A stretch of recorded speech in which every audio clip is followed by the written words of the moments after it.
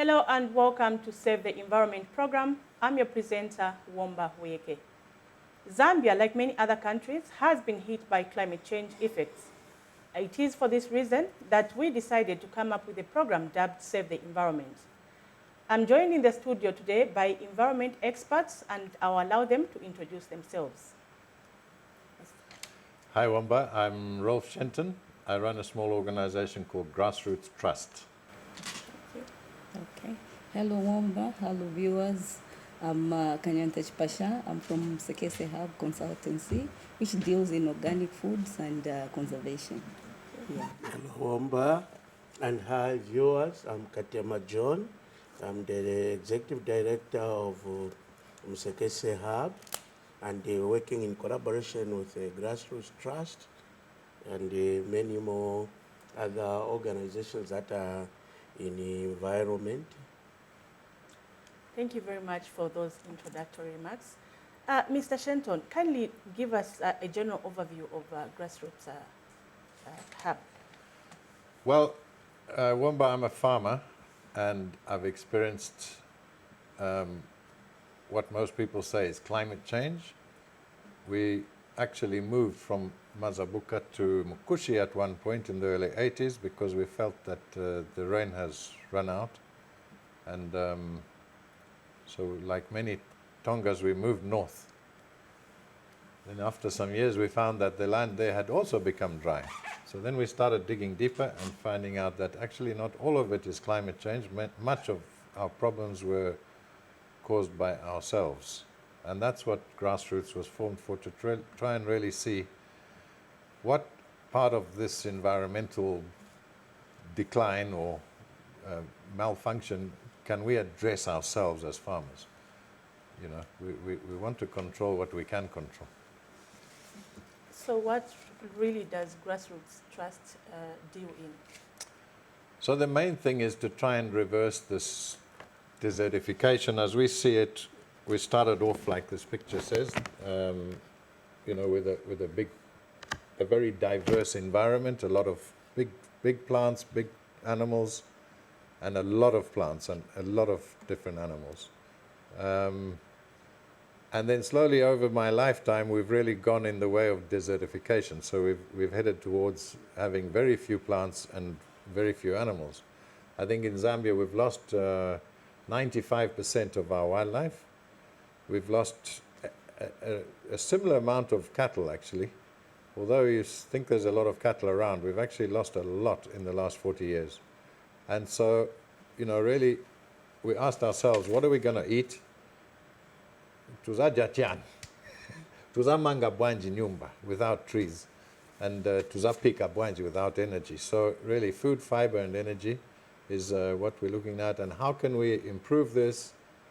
We also know that fossil fuel is going to run out at one point, so we don't want to become hooked on fertilizer. So we develop systems which are farming management, which is able to survive without fertilizer, which can handle low rainfall, and can be done with low labor because a lot of the young people have left the rural areas and gone to cities, so it has to be low labor. And it's essentially a way of farming which is addressing the current context. Yeah. Okay, Madam Chipasha, maybe also give us a general overview of Sekese Hub. Okay, I came up with Sekese Hub to try and promote the organic foods, which I think in most homes people have forgotten to eat traditional foods, which have a lot of nutrients. They have this idea to say when they cook, there are certain foods that have been disregarded. To say when you cook in the home, it is a sign of poverty, which is actually not. Because those, for example, the maize, when you boil the maize, it has a lot of fiber that can help you clean the colon. Okay, there are a lot of nutrients, especially traditional foods, even foods from the forest. Yes. Yeah, so we are trying to promote that and to bring back what we used to eat maybe some time back.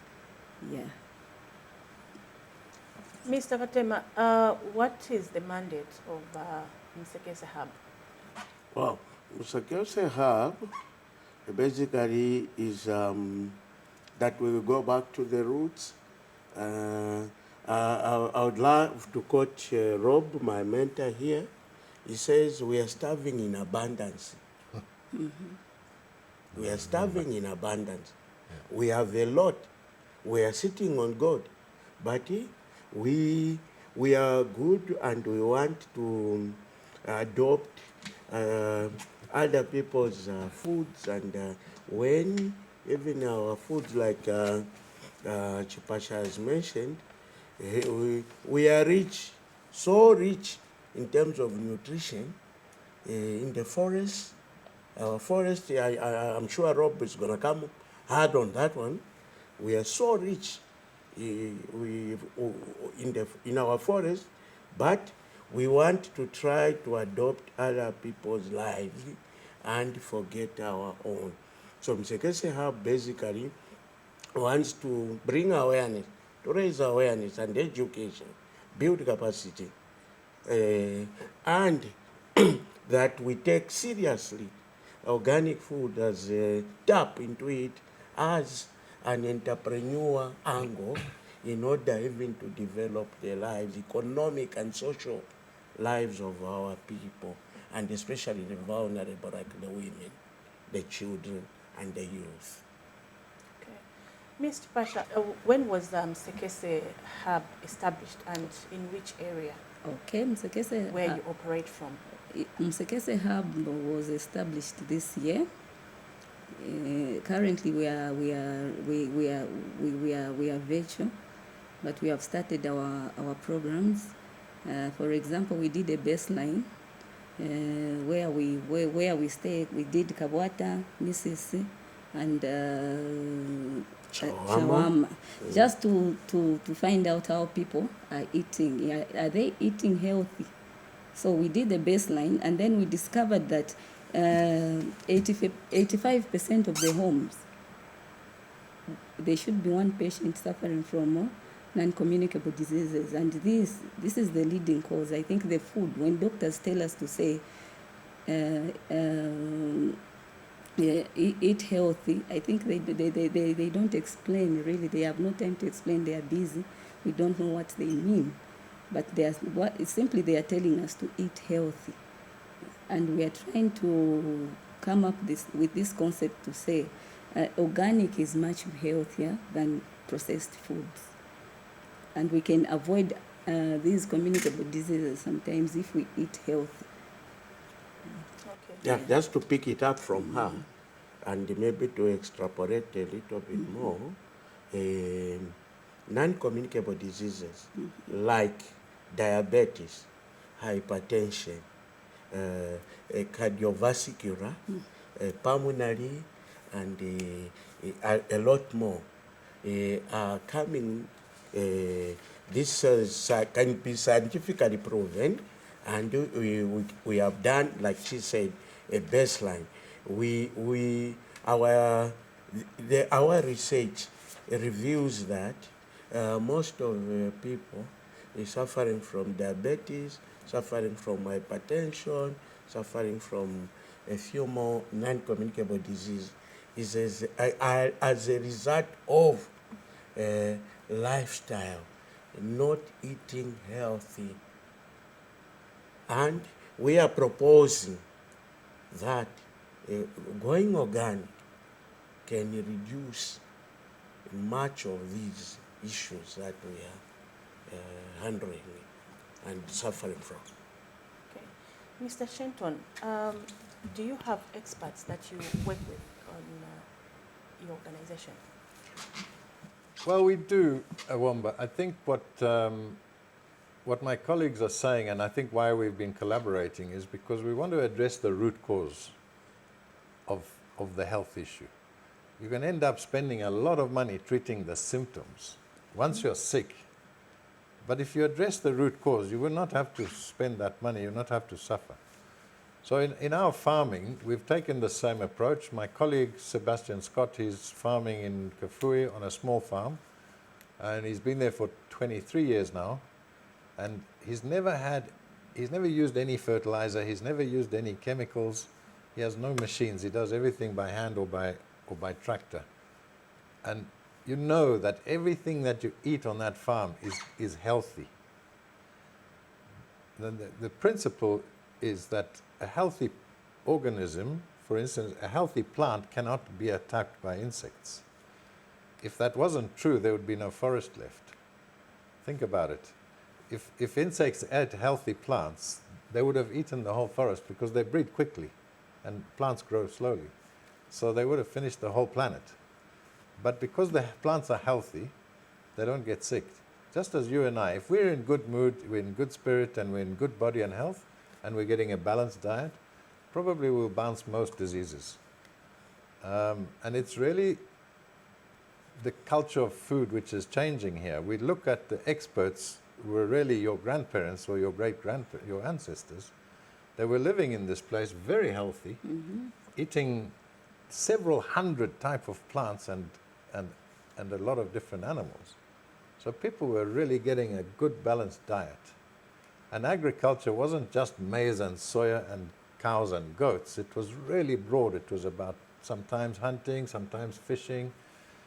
When the season was right for mushrooms, you'd collect, 20, 25 different kind of mushrooms.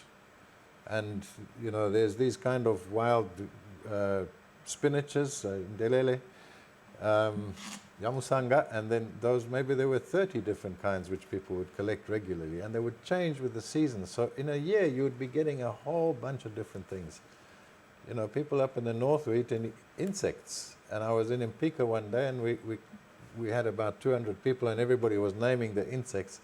We got to 35 different kind of insects which people regularly eat. Now this means a very healthy diet. Then you add in all the mukoyos, the roots, and the fruit. There's 50 different kind of fruit which are, spread through the year. We've narrowed all this down to maize and soya, and a bit of, meat fed, and most of the meat, the chickens and the pigs are being fed maize and soya as well. So you just don't see where you're going to get a nice balanced diet. And I think we need to rethink the way we do. The forest, as the two colleagues have said, just picking it up from full of nutrients. Vuto, problem, uafya, tuakwata, nifyaku kopera. We have so much here and we are richer, but we don't appreciate ourselves. Vinkubara. Terere mwamena kambira rofa. Terere. Chitechi natuma insects masuku. Munkoyo. They are more richer, they could be more richer in terms of dietary properties and needs than what we would imagine. But tima vitaya vatu tifuna vochoka kwinangu. Important is best. Yeah, just to pick up on what he's saying, we need to change the mentality of our people, especially women. Yeah, we need to go back to the grassroots, like he's saying. Yeah, there's I think you have also seen there when you receive guests, you give them something else without nshima. When they ask them, they are going to tell you that. When you ask them, they are going to tell you that stinadi. Shima has become the main course. It is in shima. When you eat something else, you eat fruits, they will not take it that they have eaten. So we need to change that mindset. And we also need to change. I'd like to see our women, when they are preparing in the kitchen, they know what they are feeding their family. What benefits are in those foods. Like now, we just cook, we'll write a timetable to say, Monday we'll eat this, we'll eat chicken, we'll eat this. The real nutrition in the chicken is not there. We don't know. I would like our women to understand what they are feeding their children. It will be more beneficial. Okay, so on that note, how much do you engage the community in this whole situation? Okay, I think you can take it up. Okay, I'll pick it up. We first, if you are to see this, If you are to see our mission statement, vision, and then we have outlined, there is awareness and mindset change, paradigm shift, there a point yamena choko kamba hapo, achilala nda wachipasha, then, so we are also building capacity, okay? So we have, like next month, we have 350 people that we are going to train in awareness raising and for them to begin to help them to adapt into and adopt the organic mindset. Then this is rolling out into all the districts, almost all the districts and provinces. So, but we are starting with 350 next month. Talking of change of mindsets, do you have experts that you are working with? Extremely. We have nutritionists on board. It's a pity we are limited by number here. We would have brought a very qualified nutritionist to augment and argue and put up an argument that let's go this direction. We are not condemning people. We are not here for that. But all we are saying is that we are sitting on gold. And I would go back to Rolf. He says we are starving in abundance. We sit on gold.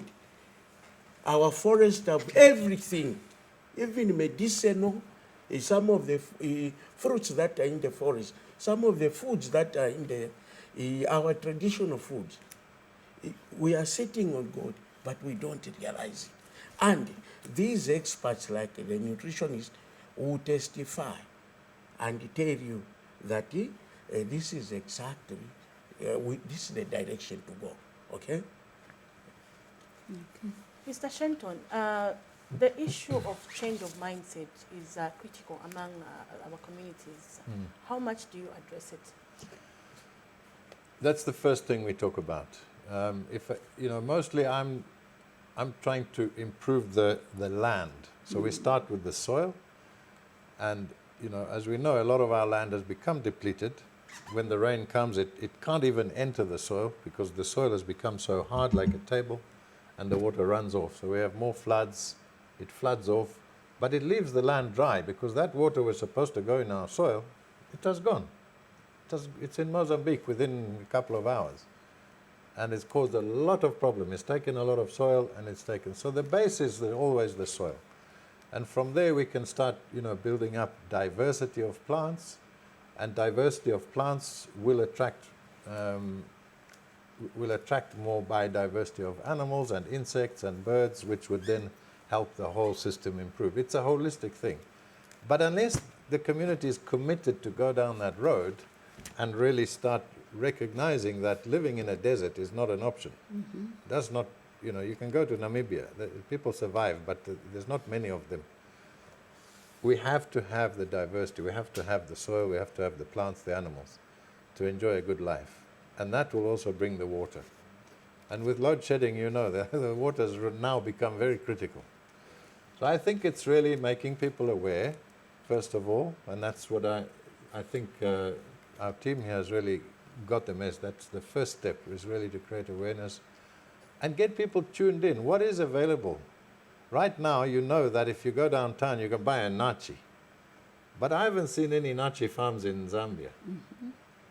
Right? I've just come from the bush, and there's at least 4 local fruits which are available in the bush. There's ngai, which is abundant right now. It's sweet. Are we tuned into our own environment? Or are we tuned into the export trucks which bring stuff for us from South Africa?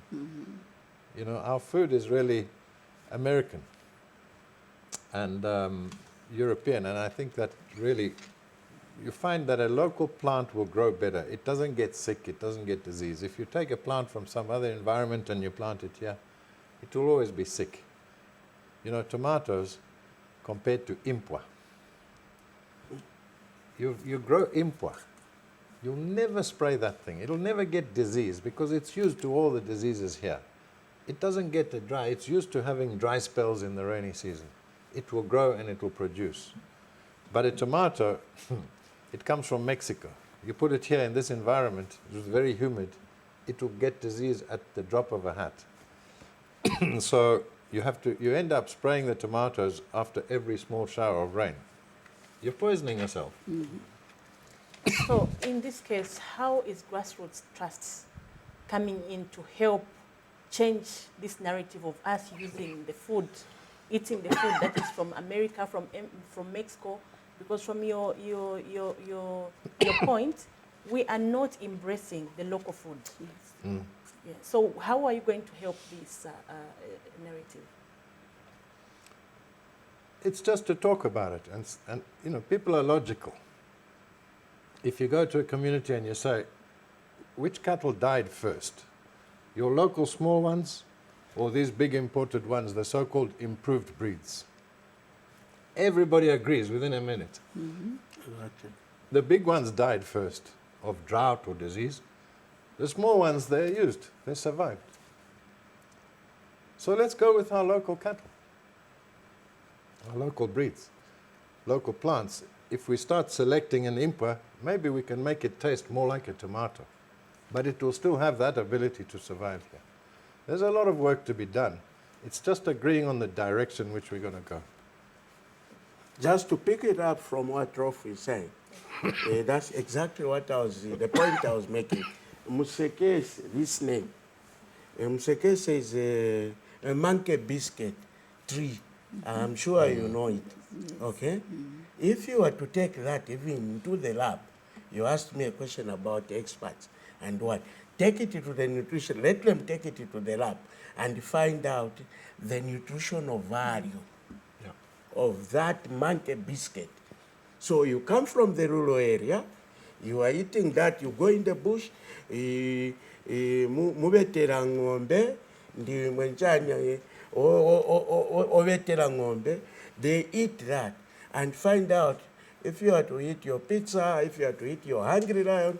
I'm not condemning that, okay? But let's also embrace and emphasize. All over Nigeria, pepe, soup, this soup, and how they have advertised it in the world. Okay? They love what is local. Local is laka.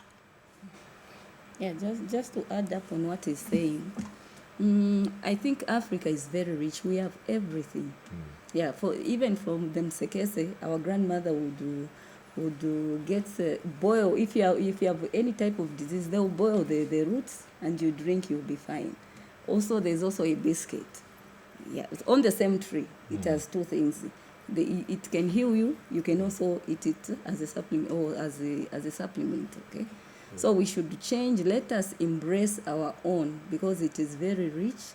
Let us not think anything that is coming from outside is better than what we have. We have been blessed. Let us embrace that and start practicing eating, even teaching our children to say, instead of bread, you can eat cassava. Okay? Because I've seen some of the homes, even children don't know what cassava is, what is sweet potato, what is monkey biscuit. They don't know. So let us teach them and let us also embrace them. And we are also saying that organic, let's go organic, it will also improve our health. Once we go organic, it will, I know, once we teach people to say, let us go organic, if you go to supermarkets, organic food is quite expensive. So that's why we have this part of entrepreneurship, so that women, youth are able to afford. And if we can have a lot of organic food on the market, that will also, it will be cheaper, of course, than what we are facing right now. And I would also like to see, as Msekese on conservation, I would like to see each home, at least we have 5 or 6 trees. Let the government get involved through the green Ministry of Green Economy, so that we can have trees on each household, at least 5 or 6. It will save us, because trees are not, they are like a waiver, you know. right now, whatever, if the wind comes, we inhale whatever is coming. Every dust we inhale, then we have these flus and other things. But if we have a lot of trees, I think that cannot be the case. And we will also improve on the rainfall system, I think. Just picking it up from her and from Rolf. Rolf, as they saying that we are starving in abundance. Even this, the theme, saving the environment, is apt, okay? Very apt, and an ambitious program, okay? And that's it. The reason, Rolf says everything is in the forest. Yes. Mankwara, About 200 medicines, actually. let him articulate. Mankwara yons, even you saw when we were hit by COVID, we survived by steaming tinali kuchora chitechi. This eucalyptus leaves, and then tangena blanket, that we are steaming, we survived. We need to save the environment and the forest and guard them. Well, you talked about the training workshop that will take place. Would like to find out when and where will it take place from? Where? Where is the workshop going to be taking It place will be from? at Taj and in Chaminuka. Okay. We have people coming from America. We have people coming from Italy, East Africa, even the Maasais. Oh, Yes, wow. they are very good at Rolf. You remember we were in Impasha, was it 2 years ago? Yeah. You brought a Maasai Yeah. in issues of cattle and how moving, they, yes, they are When will coming. it take place? When is it going to take place? September, because we are looking at visas and so logistical issues, but certainly September, End of September. end of September or mid, somewhere there. So do you have any intentions of expanding Sekese Hub? In terms of coverage, Expanding. Yes. yeah, we told you it has a national character. We are starting here, then we'll be going into. We don't believe into being in the city. It's peri-urban, if you see here, peri-urban, urban, and rural. But we want to focus and save more rural. Like Rob was saying, young people are moving from the rural areas because of urbanization, because if we are to show them that they can use the forest as a lifeblood for economic gain, they don't need to come to the city. All There's right. a lot of money. Okay, as we come to the end of this program, I just wanted you to make an appeal to the public out there. Well, my appeal would be to try and decolonize your mind, open your mind. There's great. so much traditional Yeah. knowledge which has been buried in the last 100 years. And I am ever humbled by sitting down with people in the village. Even a young girl, 12-year-old, told me the name of 20 different medicines that she gets from the forest regularly. And everybody knew those. That's just 100 kilometers out of town. And yet people are suffering for all kind of problems here. People don't suffer. We have to open our eyes. Twasamba pansi kai. Thank you very Ms. much. Chipasha, in a few seconds. Okay. What I would like to see is our women in the kitchen to know what they are feeding their family and their children. They should have a vast mind to say, this is what is this, my children will do this and this. They will get this type of nutrition once I feed them. Yeah. And also, I would like to see a lot of Zambians embracing local foods and going organic, especially our farmers also. Let them go organic. Mr. Katsema, your closing remarks. Oh yeah, sure. I'll pick it up from both Chipasha and Rolf. Nyumba osaikumbwira mtenje. Nyumba osaikumbwira mtenje. Tenti chita embrace zatu zatithandiza And it proved actually, even when COVID hit us, they died in other parts of the country. Vantu vatu venzoyuzinga zaku kwao, zaku munzi, zao. So, tieni, Gugi Wathiong, may his soul rest in peace. He died, I think, 2 months ago. Says, ngatunga punzire Spanish, French, na Chizungu. But ngatisuziwa chako chitundu, chinyanja, olo chivemba, you are enslaved. Koma, ngatiwapunzira Chizungu, French, na Espanyola or Spanish. Ndiye kuti you are empowered. Then waikapo na yako local language. You are empowered. Let's embrace other people's. No culture is complete on its own. Let's combine. Then, but not at the expense of our own local foods, our own local medicines, and our own forests. And that's how we're going to save our environment, as that theme runs there. That's how, if we don't go that direction, we will not save the environment. Can I just add one more point? 2 seconds. Oh, okay, all right. I also would like to see, we went to Tanzania last year. What I saw was impressive. Each household has got its own certain, an orchard. So they just, 30% is what they get from the market. They grow bananas? 70% they get them locally from their homes. Fruits, any type of fruit, you can get it from your own home. They produce juice from granadilla from the backyard. Fresh. Not to go and buy. At the market, you know.